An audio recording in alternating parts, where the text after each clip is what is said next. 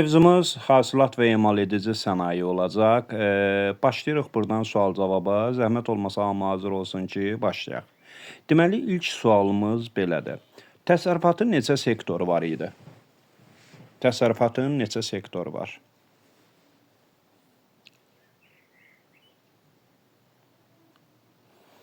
Təsərrüfatın neçə sektoru var? Əlbəttə, əlbəttə. Təsərrüfatın neçə sektoru var? Yazıldığı kimi 4 sektoru var. Yaxşı. Xidmət sahələri təsərrüfatın neçə sektoruna aiddir?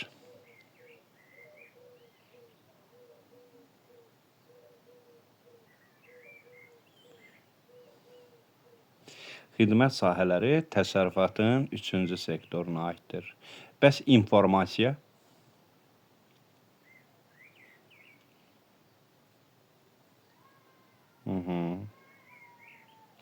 Bəs faydalı qazıntı 4-cü sektora. Faydalı qazıntıların hasilatı?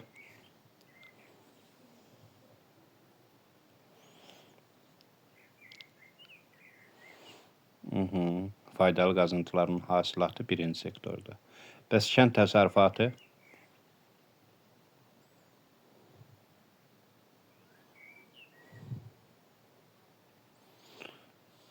Faydalı qazıntıların hasilatı, kənd təsərrüfatı, meşə tədarükü, bunlar hamısı 1-ci sektora aiddir.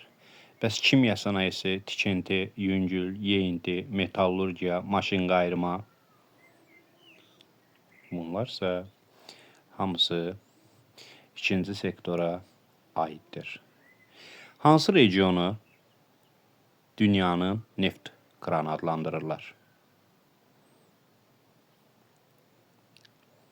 Hansı regionu dünyanın neft kranı adlandırırlar?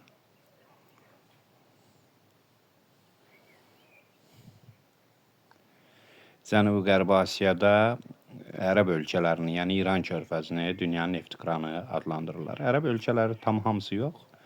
Təbii ki, orada bəzi ölkələr. Var idi istehsal. Bir dəqiqə görək bu kimdir. İstehsalın iri müəssisələrdə cəmlənməsinə biz nə deyirdik?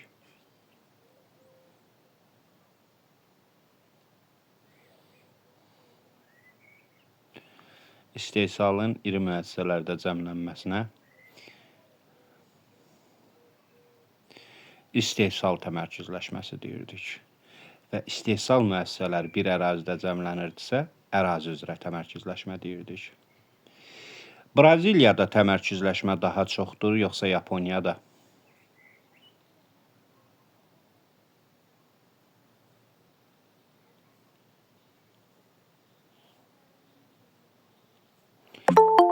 Braziliyada təmərküzləşmə daha çoxdur, yoxsa Yaponiyada?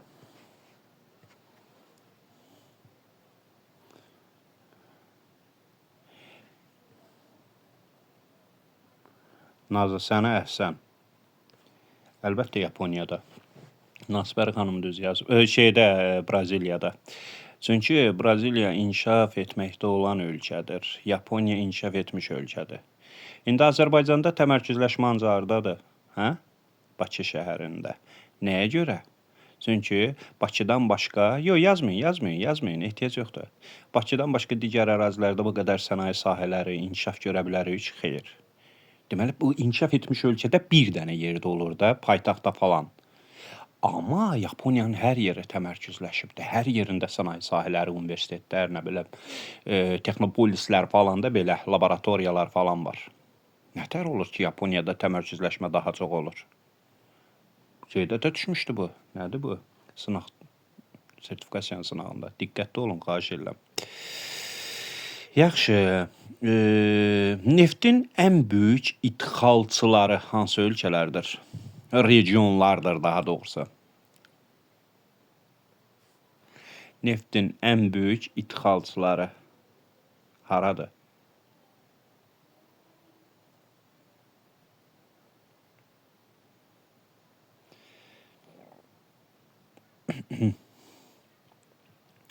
Neftin ən böyük idxalçıları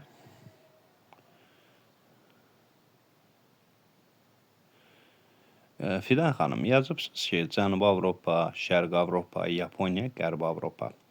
Yadda saxla, Avropa 2 yerə bölünür. Qərbi Avropa, Şərqi Avropa. Qərbi Avropa da bölünür 3 yerə. Şimali Avropa, Orta Avropa, Cənubi Avropa. Aydın oldu? Yəni Qərbi Avropa və Cənubi Avropanı bir yerdə yazmaq düzgün deyil. Elə Qərbi Avropa, Şərqi Avropa, bəli, Amerika Birləşmiş Ştatları, Yaponiya. Bunlar neftin ən böyük idxalçılarıdır. Yaxşı. Əlcəzairdən hansı istiqamətdə qaz kəmərləri çəkilib Aralıq dənizindən?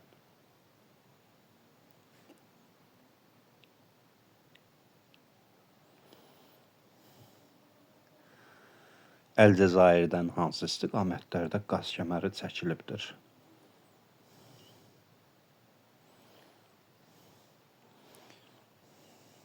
Bəli.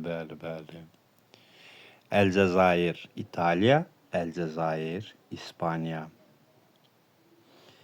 Yaxşı, mənə yazın görək.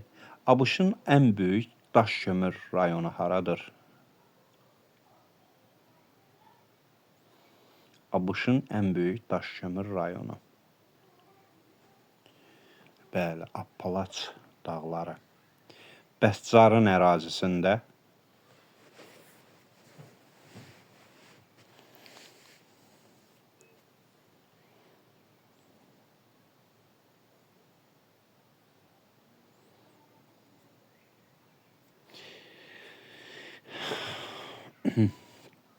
Bəli, Narıncı və Kap dağlarıdır.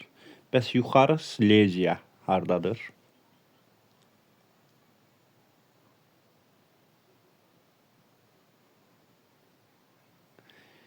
Tamamilə doğrudur.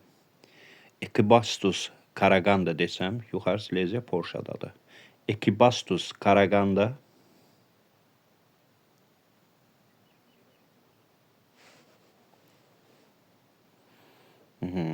Qazaxıstan. Aferin. Bəs Donbas?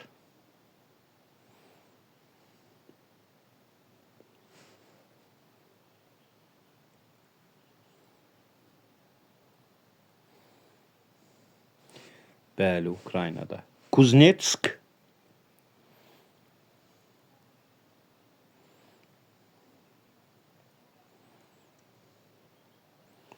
Bəli, Kuznetsk Rusiyadadır. Bəs onda mənə deyin görək, Türkiyədə hansılardır kömür yataqları? İrkutskda, bəli, kəmin əməlimə.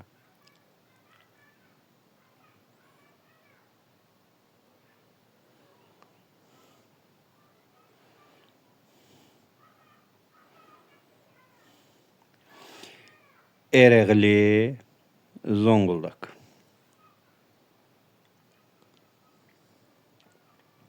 Yeni Cənubi Uels və Queensland.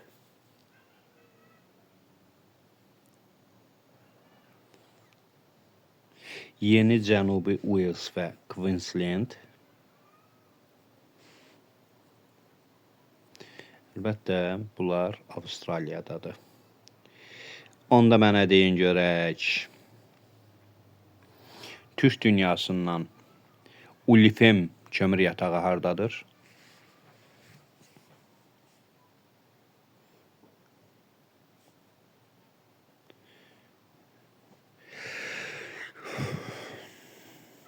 Tıvada.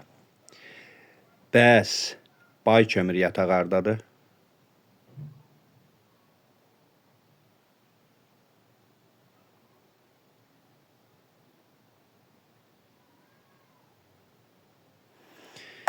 Sintizyan Uyğurda.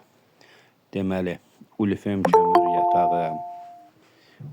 kömür yatağı yerləşdi. Harda? Tıvada. Yazmayın, yazıbsınız da. Bay kömür yatağı da Sintizyan Uyğurda. Yaxşı. Mənə deyin görək, qonur kömür hasilatına görə dünyada birinci yerdə duran ölkə hansıdır?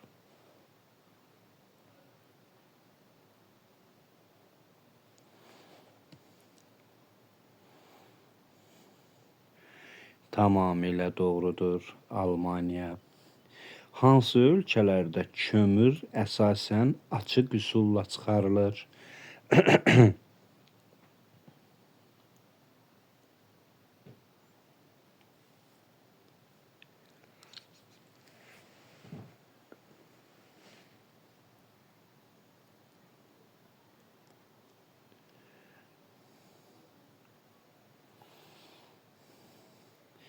Bəli, ABŞ-dır, Avstraliya İttifaqıdır, cardır.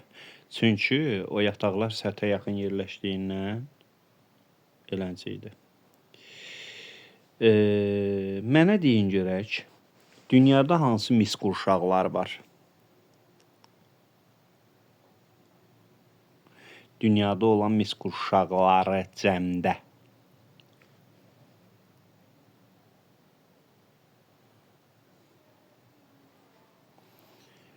Ant dağları və Mərkəzi Afrika.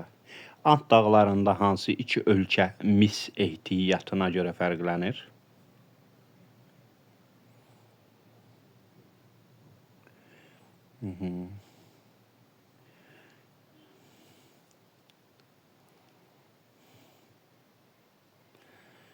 Tamamilə doğrudur. Bəs Afrikada hansı ölkələr misə görə fərqlənir?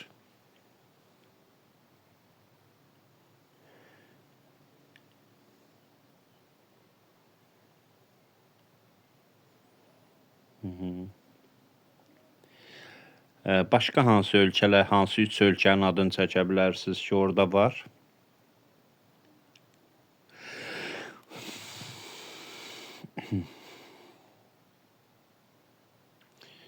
Mis. Başqa hansı ölkələrdə var?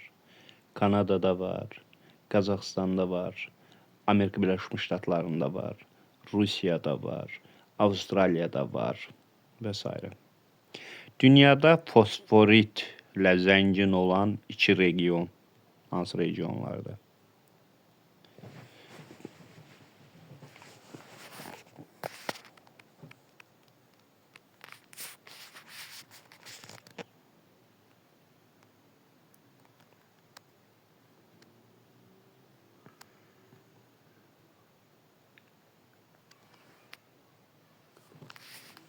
Deməli, biri Mərakeşdir, Atlas dağlarından çıxarır. Biri də Florida yarımadasından Amerika Birləşmiş Ştatları çıxarır. Qalay Wolfram qurşağı hansı region, hansı ölkələr?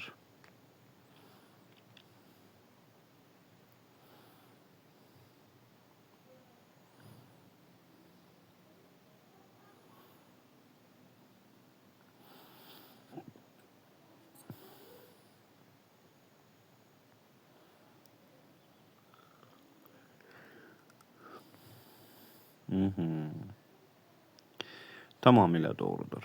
Bəs boksit ehtiyatına görə Cənub-Şərqi Asiya, Malayziya, İndoneziya, Tayland bunlar. Bəs boksit ehtiyatına görə fərqlənən ölkələr?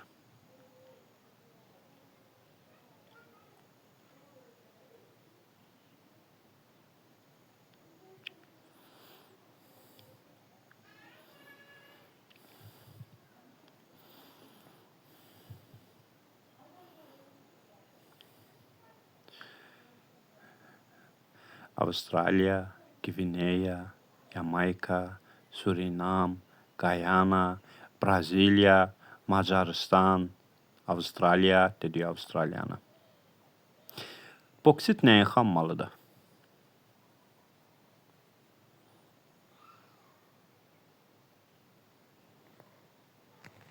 Boksit nəyin xammalıdır? Alüminiumun xammalıdır. Bəs dəmir filizi hansı ölkələr?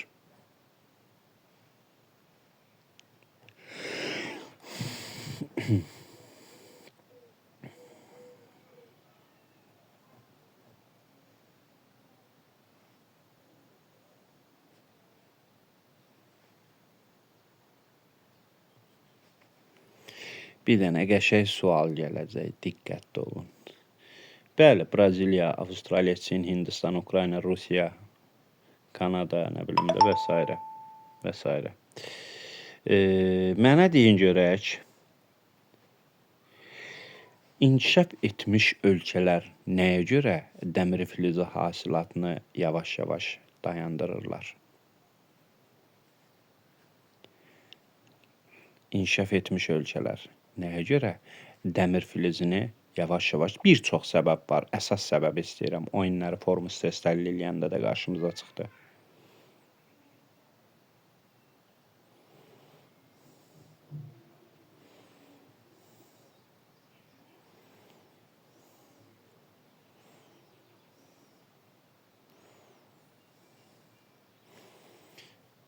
Baytədə bu sözlərin hamısını mən demişəm, hə? Əsas məsələni yazıblar yuxarıda. Sualın belə deyək, Mənatam müəlliməmiz yazıb düzgün cavab. İnkişaf etməkdə olan ölkələrdən ucuz alırlar deyə hasilatı dayandırırlar. Bax, cavab budur. İnkişaf etməkdə olan ölkələrdən, bəli, bu çox səbəblər var. Ucuz alır, ehtiyatı saxlayır, süni materiallar, etinin inkişafı, qənaətlə istifadə edir, gələcək nəsillərə saxlayır, davamlı inkişafı tətbiq edir və s. Plasmasdan istifadə edir, bəli. Dağ mədən sənayesinə görə fərqlənən 3 ölkə. Hansı ölkələrdir ki, dağ mədən sənayesinə görə fərqlənir? 3 ölkənin adını zəhmət olmasa qeyd edin. Dağ mədən sənayesinə görə fərqlənən 3 ölkə.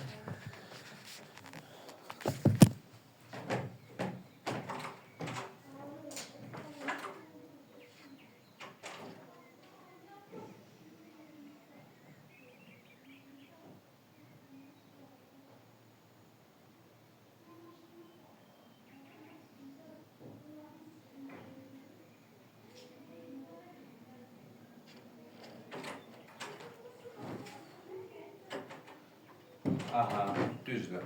Avustraliyadır, Cardır, Braziliyadır. Aydındır. Kanadadır, Avustraliyadır, Cardır, Braziliyadır. Bu ölkələr fərqlənir. Tamam.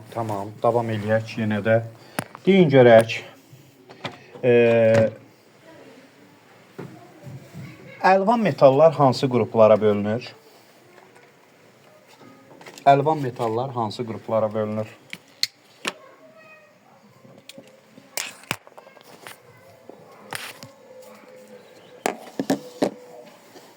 Əsas hansı qruplara? Çünki onun qiymətlisi var, çətin əriyəni var, nadir metalları var.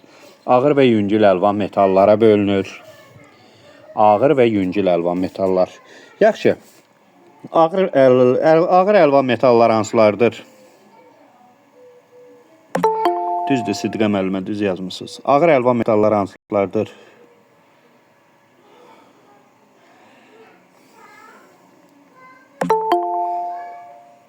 Ağır əlvan metallar hansılardır?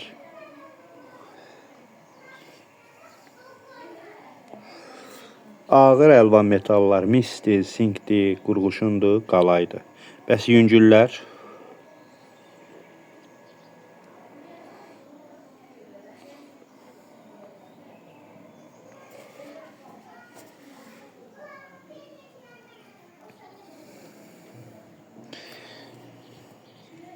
Yüngüllər alüminiumdur, maqneziumdur, titandır. Tamamilə doğrudur. Ağır əlvan metal filizlərinin tərkibində metalın miqdarı çox olur, yoxsa yüngüllərdə?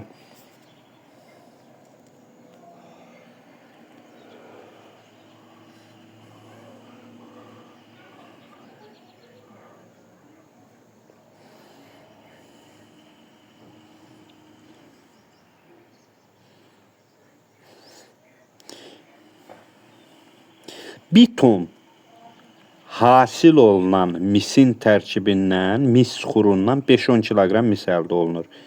Bu isə o deməkdir ki, mis kasıbdır, qarışığı çoxdur. Deməli, ağır əlvan metal filizlərinin tərkibində metalın miqdarı azdır, qarışığın miqdarı çoxdur. Yüngül əlvan metal filizlərinin tərkibində metalın miqdarı çoxdur. Ona görə ağır əlvan metallar hara meyl eləyir, yüngül əlvan metallar hara meyl eləyir? Ona görə ağır əlvan metallar hara, yüngül əlvan metallar hara meyl eləyir?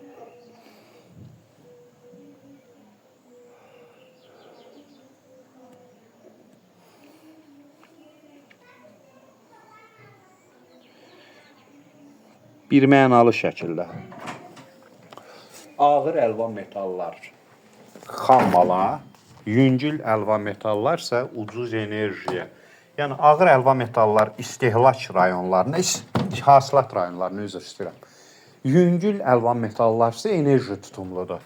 Nəyə görə ağırlar hasilata? Çünki tərkibində filiz azdır, qarışıq çoxdur.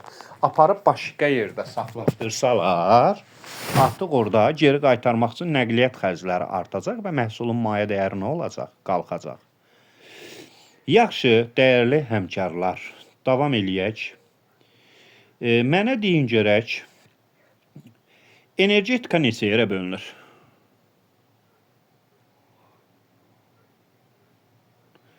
Hansılardır? 2 yerə bölünür. Hansılardır? Bir mesajda yazın.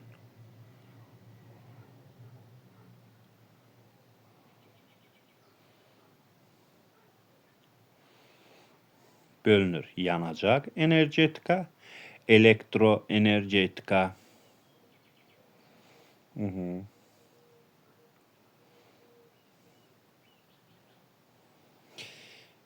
10.500 kilokalori enerji almaq üçün hansı yanacaq növündən daha çox istifadə olunmalıdır? Mən başqa sual verirəm axı, gözləyin də yoldaşlar. 10.500 şərti yanacaq yox, neftin yanacaq vahididir. 1 litr neft yaranırkən 10.500 kilokalori enerji ayrılır. Mənim isə sualım belədir. 10.500 kilokalori enerji almaq üçün hansı yanacaq vahidindən daha çox istifadə olunacaq? Tamamilə doğrudur. Söhbət yanaş hissdən gedir. Çünki yanaş hissin istiliyi verməsi azdır. 2100 kilokaloridir. Quru odunda 2800-dür, torfda 3500-dür. Daş kömürdə yaş şərti yanacaq vahidi kimi qəbul olunur 7000-dir. Təbii qazda nə qədər idi? 9800 olmalı idi. Neftdə də 10500-dür. Deməli, ən az neftdən, ən çox yanaş hissdən istifadə olunacaq. Yəni, energetika bölündü, yanacaq energetika, elektroenergetika, düzdür. Yanacağa neft, qaz, daş kömür, bunları adlarını saydıqlarımız. Elektroenergetika isə İES-lərdir, SES-lərdir, AES-lərdir, GES-lərdir, KES-lərdir, QAB, ES-lərdir. İndi bunlardan danışacaq. Elektroenergetikanın tərkibində daha çox paya, 63%-la enerji alınmasında daha çox nədən istifadə olunur? Diqqətli olun. Söhbət İES-lərdən gedir. İstilik elektrik stansiyalarından gedir. Yaxşımı? İstilik elektrik stansiyaları daha çox hansı ölkələrdə inkişaf etmişdir? İES-lər daha çox hardadır?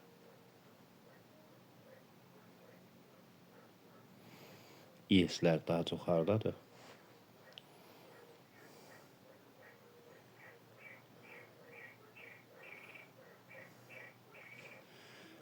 Bəli, İES-lər daha çox hardadır? Əlbəttə, ABŞ-da, Yaponiyada, Çində, Rusiyada, Hindistanda, Almaniyada. İkinci yerdə hansı elektrik stansiyası durur?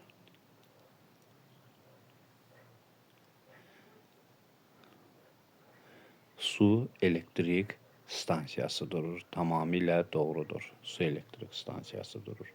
SES-lərə görə fərqlənən ölkələr hansılardır? SES.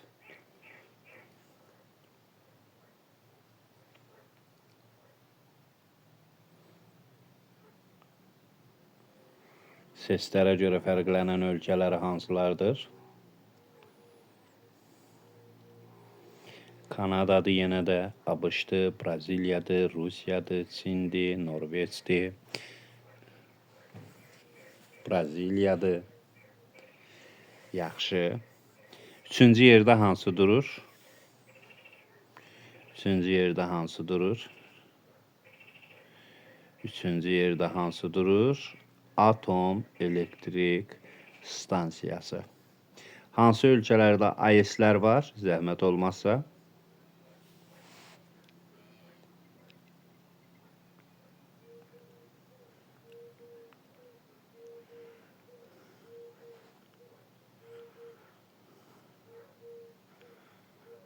Tamamilə doğrudur.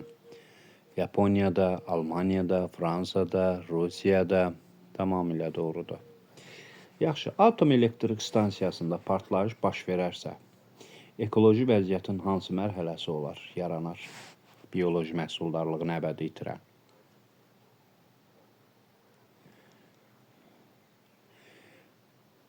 Kollaps vəziyyəti. Bəs hansı vəziyyətdə şəhər ətrafında faydalı qazıntıların çıxarıldığı ərazilərə uyğun gəlir?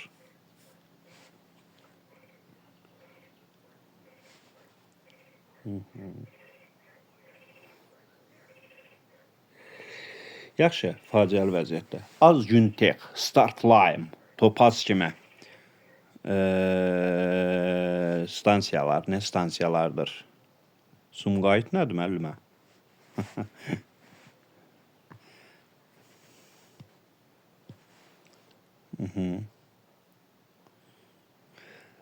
Günəş elektrik stansiyasıdır. Az Güntex də, hə, müəllimə Az Güntex eşidib, yəqin soruşmuşam, elə bilib ki, soruşuram hardadır. Tamam. Az Güntex zavodu respublikamızın hansı şəhərindədir? Müəllimənin qeyd etdiyi kimi.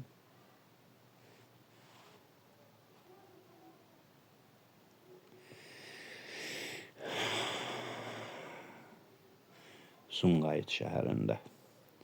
Bəs ABŞ-ın Moxave səhrasında yerləşən stansiyada hansıdır?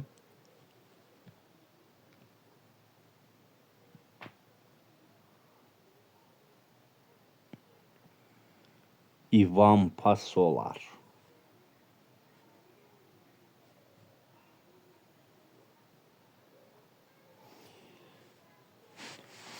Külək elektrik stansiyasının daha yaxşı inkişaf etdiyi ikicə dənə ölkə.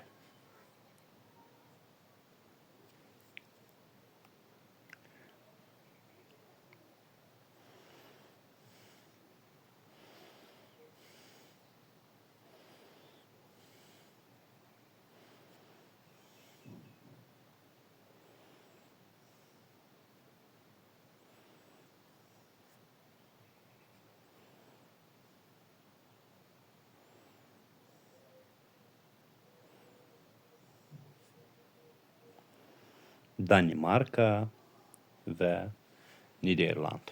Daniya və Niderland daha çox. Yaxşı. Dəniz və okean sahillərində günəşin və ayın cazibə qüvvəsi nəticəsində yaranan enerjidən hansı enerji alınır? Hansı stansiyadan enerji alınır?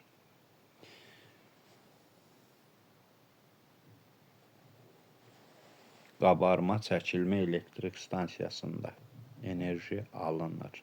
Hangi ölkələr, türklər demişkən, hansı ölkələr?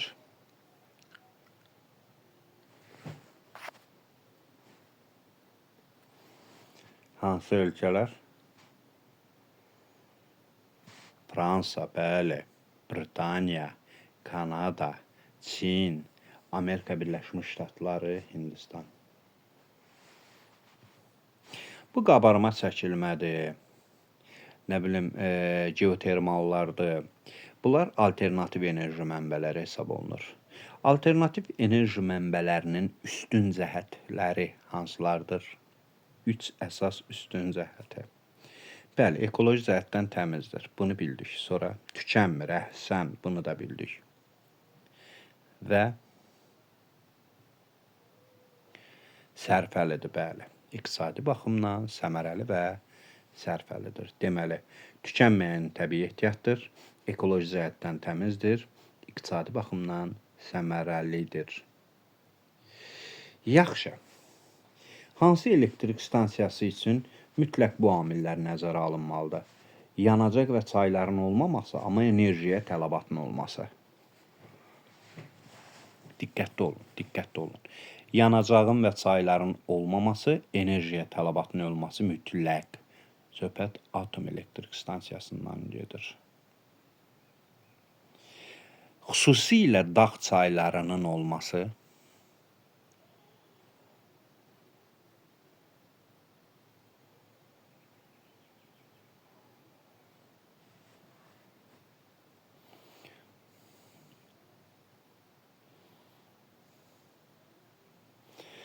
Biyoyanacağın növləri var, düzdür? Biyoyanacaq nədir? Elektrik enerji istehsalında daha çox alternativ enerji mənbəyi olunub bərpa olunanda.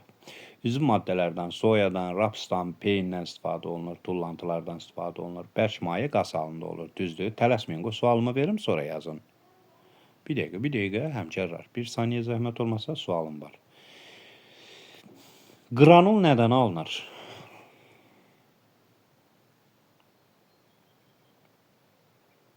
Qranul torfdan alınır. Bəs bu qranul ki deyir ya, qranulun əsas istehsalçıları hansı Avropa ölkələrdə?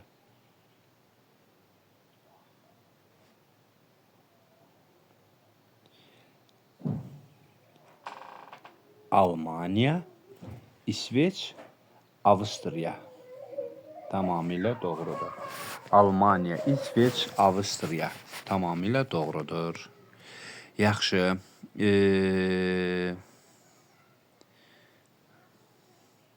Biyoyanacağın maye növünə aiddir nələr?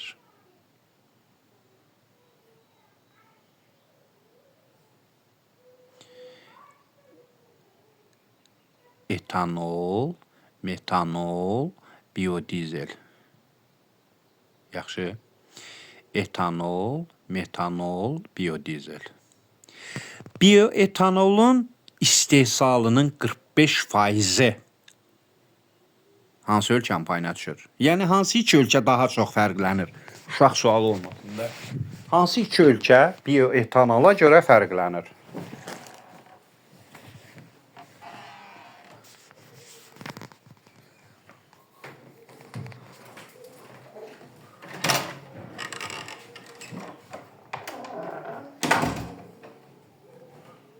Hansı iki ölkə bioetanola görə fərqlənir?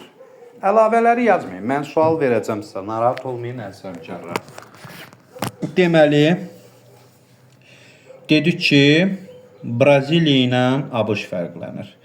Braziliyada etanol nədən alınır? Braziliyada hamamın səsinə görə üzrlü sayında da qonşudadır. Aha, Braziliyada etanol nədən alınır?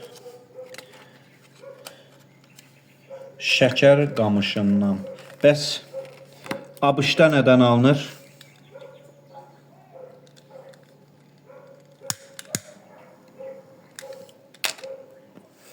ABŞ-da da qarğıdalıdan alınır. Tamamilə doğrudur. Şəkər qamışının becərilməsi üçün hansı ərazilərdə şərait var? Şəkər qamışının becərilməsi üçün hansı ərazilərdə şərait var?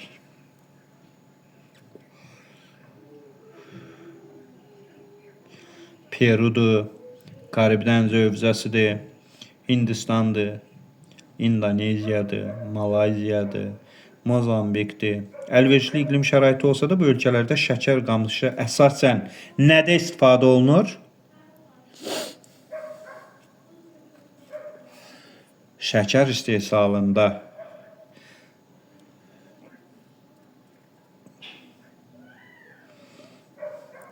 Bəs yaxşı.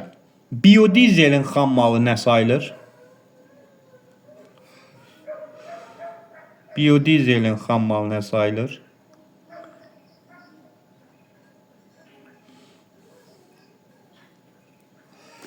Bitki və yosunlardan alınan efir yağları.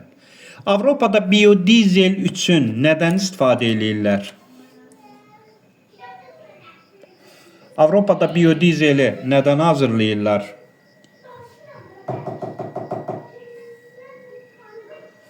Avropada biyodizeli nədən hazırlayırlar?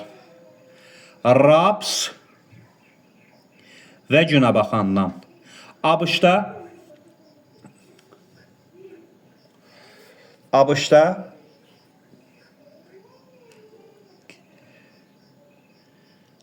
ABŞ-da soyadan. Kanadada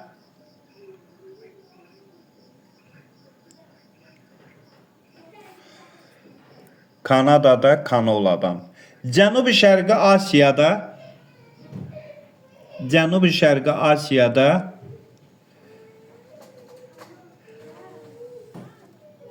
palma və kokos yağından tamamilə doğrudur. Palma və kokos yağından. Braziliyada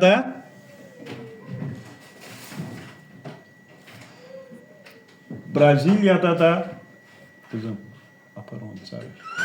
Braziliyada da kastor yağından. Kastor nə idi? İkinci adı. Yox.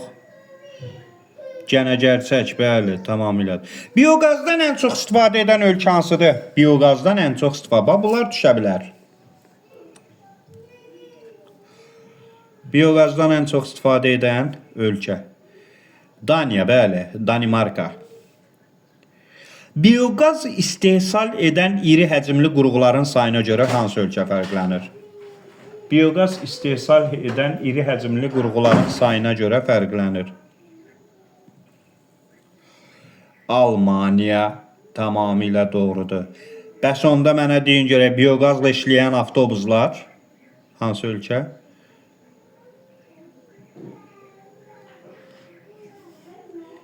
İsveçrə. Tamamilə doğrudur. Mənə bir dənə deyin görək, bioqaz deyir ya. Bu bioqazdan istifadə edən, inkişaf etməkdə olan ölkələr. 4 ölkə. Bioqazdan istifadə edən, inkişaf etməkdə olan 4 ölkə hansıdır?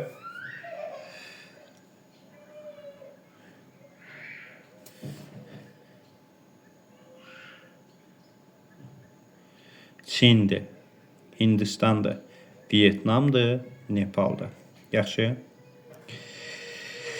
Yaxşı. İnkişaf etmiş ölkələr öz çeşitli sahələrini inkişafda olan ölkələrin ərazisində yerləşdirməsi prosesi necə adlanır?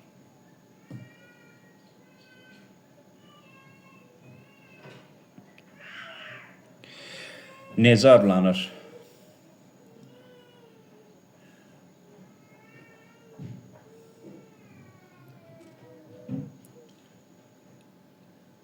Ekoloji təcavüz. Onda belə deyək. Ekoloji təcavüzə daha çox hansı ölkə məruz qalır? Daha çox.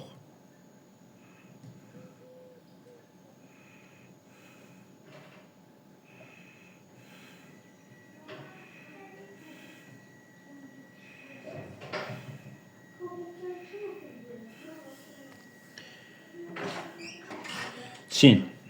Onda belə bir sual verim. İnkişaf etmiş ölkələrdə yoxsa inkişafda olan ölkələrdə liman şəhərlərində sənaye müəssisələrinə rast gələ bilərik? İnkişaf etmiş ölkələrdə yoxsa inkişafda olan ölkələrdə liman şəhərlərinə daha çox rast gələ bilərik?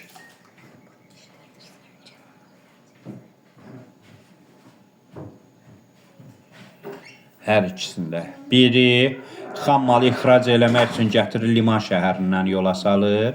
Biri də xammalı qəbul etmək üçün. Tamamilə doğrudur. Yaxşı. Bunlardan danışdıq. Bunları dedik. İndi maşın qayırmanın hansı növlərinə var? Ağır, ümumi, dəqiq bilirik ki, bunlar var, düzdür. İndi mən sizə suallar verəcəm. Siz hansının ağır, hansının ümumi, hansının dəqiq olduğunu. Elə A, Ü, D yazmağınız yetərlidir. Təyyarə istehsalı.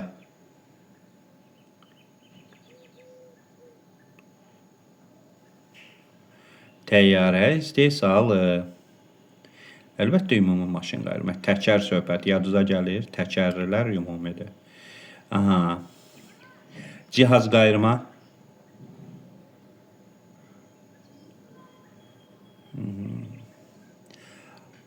Bəli. Dəqiq maşın qayırmadır, cihaz qayırma. Yaxşı, onda mənə deyin görək, avtomobil.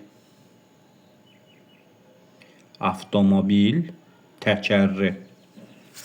Təkərlidir Günel müəllimə, ağır niyə olsun ki? Təkərlidir. Bəs kənd təsərrüfatı maşın qayırması? Kənd təsərrüfatı maşın qayırması. Bu da ümumidir. Dəzgah qayırma.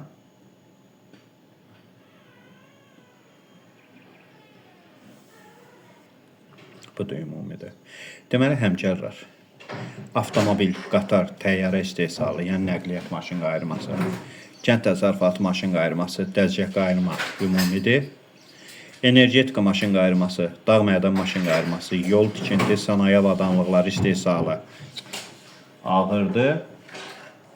Elektrotexnika, cihaz qayırma, robot qayırma, elektron hesablayıcı avadanlıqlarsa. Gəlin görək, BMW, Volkswagen, Mercedes avtomobil şirkətləri hansı ölkəyə məxsusdur?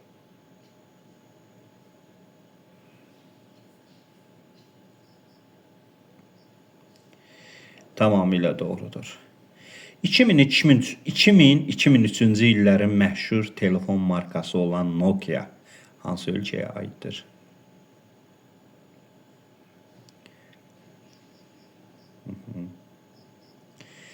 Bəs müasir dövrün dişlənmiş alması iPhone.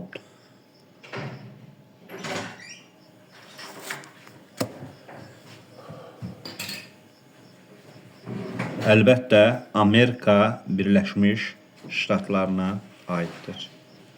Bəs Dell kompüter şirkəti, məşhur Dell,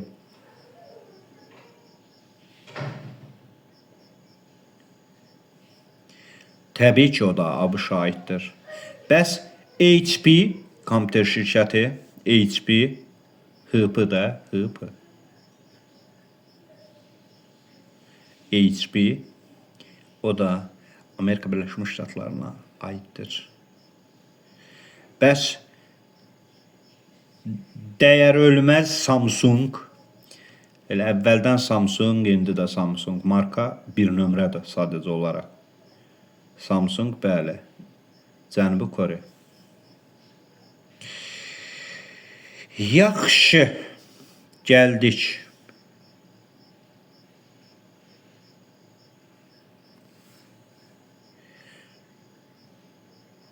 Selluloz kağız istehsalı var da, sənayesi var. Selluloz istehsalında daha çox nədən istifadə olunur? Selluloz istehsalında. Allah əmanət olun Günel müəllimə, salamat gedin. Selluloz istehsalında daha çox nədən istifadə olunur? Daha çox sudan. Bəs kağız istehsalında?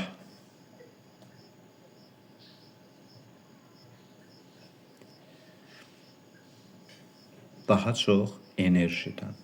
Onda belə çıxdı ki, selluloz kağız ucuz enerji və suya, su enerji mənbələrinə meyl eləyəcək. Ağac tədarükü daha çox harda yerləşdirilir? Hara yaxın yerləşdirilir?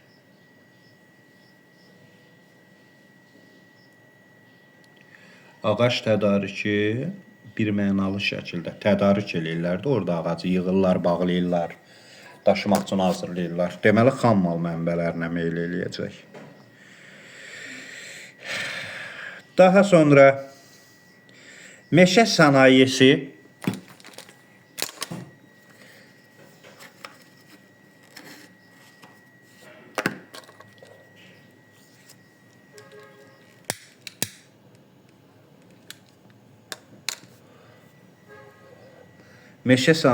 daha çox hara meyl eləyəcək? Əlverişli nəqliyyat mövqeyinə. Tamamilə doğrudur. Bunlar da dedik.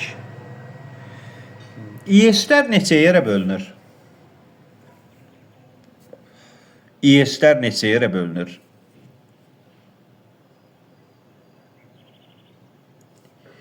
İki yerə. Hansılardır? Dres və İEM. Dreslərdə nə istehsal olunur? İEM-lərdə nə istehsal olunur?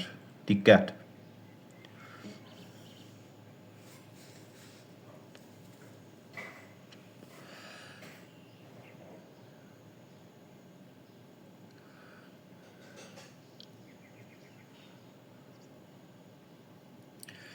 Streslərdə nə istehsal olunur, yemlərdə nə istehsal olunur?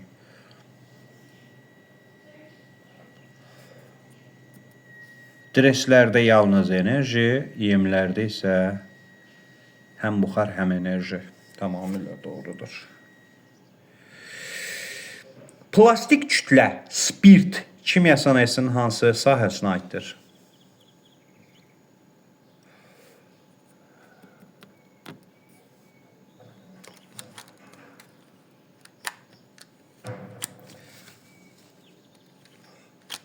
Plastik kütlə və spirt kimya sənayesinin üzvi sintez kimyası mərhələsinə aiddir. Belə. Bu qədər. Təşəkkür.